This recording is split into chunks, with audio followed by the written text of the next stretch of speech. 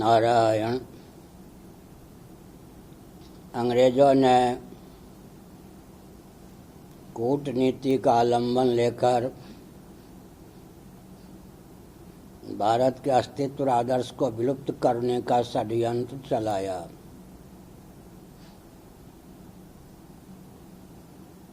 उन्होंने अफगानिस्तान को पहले भारत से पृथक किया, फिर बर्मा और श्रीलंका को भारत से पृथक किया, दो पाकिस्तान बनवा दिया। इतना ही नहीं,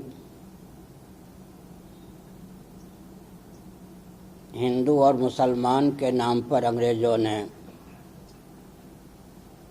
देश का विभाजन किया।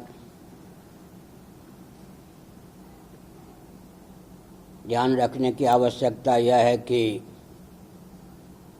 ईस्ट इंडिया कंपनी के सहित अंग्रेज़ों का शासनकाल मुस्लिम शासनकाल के बाद सिद्ध होता है, परंतु रोटी बेटी का एकत्व न होने के कारण क्रिश्चियन और हिंदू तंत्र के नाम पर देश का विभाजन नहीं हुआ। मुस्लिम और हिंदू तंत्र के नाम पर देश का विभाजन हुआ। उसके बाद भी अंग्रेज़ों ने सत्ता लोलुप दूरदर्शी राजनेताओं को और उनके प्रमुख मार्गदर्शक को प्रभावित करके भविष्य में हिंदुओं के अस्तित्व आदर्श को विलुप्त करने का षड्यंत्र चलाया। भारत के प्रथम प्रधानमंत्री के शासनकाल में तात्कालिक इस धारा को क्रियान्वित किया गया, स्थायी रूप नहीं दिया गया, लेकिन बाद में सत्ता लोलुप दूरदर्शी राजनेताओं ने इस धारा को स्थायी रूप देकर हिंदुओं के अस्तित्व और आदर्श को विलुप्त करने का भयंकर षड्यंत्र चलाया। दैव योग से सरदार वल्लभ भाई पटेल का देहांत नेहरू जी के पहले हुआ।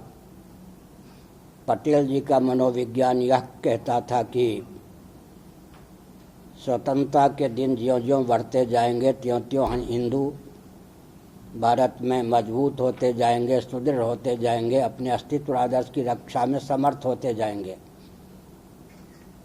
अंग्रेज़ों ने पटेल जी के इस मनोविज्ञान को परखा और अनुकूल राजनेताओं के माध्यम से देश में वह वातावरण प्रस्तुत कर दिया गया कि ज्यों-ज्यों स्वतंत्रता के दिन बढ़ते जाएंगे त्यों-त्यों हिंदू अपने अस्तित्व आदर्श को खोते जाएंगे।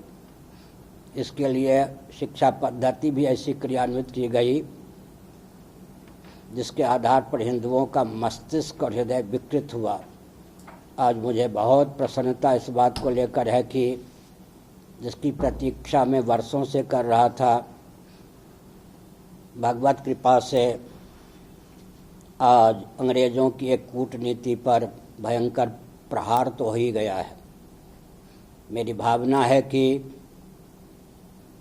अंग्रेज़ों की अराजक तत्वों की, पाश्चात्य जगत की, मानवता के लिए कलंकभूत तंत्रों की, जिन जिन मान्यताओं के वशीभूत होकर भारत अपने अस्तित्व और आदर्श को विलुप्त कर रहा है, जबकि यह विश्व का हृदय है, उन सबको माननीय प्रधानमंत्री, राष्ट्रपति जी, गृह मंत्री आदि और जिस पार्टी में जो भी देशभक्त हैं, पार्टी के पक्षधर न होकर राष्ट्र के पक्षधर होकर खुलकर भारत को उस ढंग से ढालने का प्रयास करें कि भारत विश्व के लिए वरदान स्वरूप हो सके, अपने अस्तित्व आदर्श की रक्षा कर सके। यह दुर्भाग्य की बात है कि स्वतंत्र भारत में किसी वर्ग तंत्र को प्रसन्न करने के लिए गोहत्या का कलंक पाला गया है। अब तक स्वतंत्र भारत में रामलला अपनी जन्मभूमि पर यथास्थान विराजमान भी नहीं हो सकते। काशी विश्वनाथ की दशा, मथुरा में कृष्ण जन्मभूमि की दशा अत्यंत हृदय को विह्वल करने वाली है। मैं समझता हूँ कि इस प्रकार सूझबूझ का परिचय देकर भारत अपने पूर्ण अस्तित्व आदर्श की रक्षा करने में अग्रसर होगा, और भारत जब अपने अस्तित्व आदर्श की रक्षा करने में अग्रसर होगा तो कालांतर में ऐसा भी प्रयास होगा कि इस रॉकेट, कंप्यूटर, एटम, मोबाइल के युग में भी सनातन वैदिक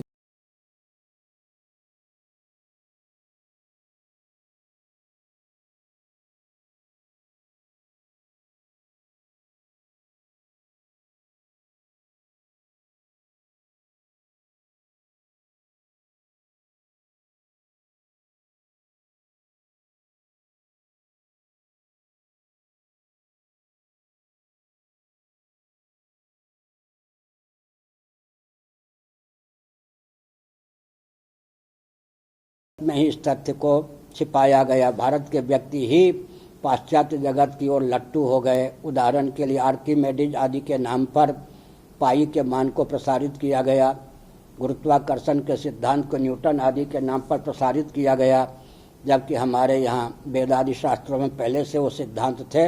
हमारे ज्ञान विज्ञान का अपहरण किया गया, हमारे प्रशस्त मान बिंदुओं के प्रति अनास्था उत्पन्न की गई। अंग्रेजों की दुरभिसंधि युक्त कूटनीति पर धीरे धीरे प्रहार करके उनके लिए भी भारत वरदान स्वरूप बने, यह हमारी भावना है। और अंग्रेज भी अपने आप को मानवता की सीमा में जितना ढालना चाहिए ढालने में तत्पर हों।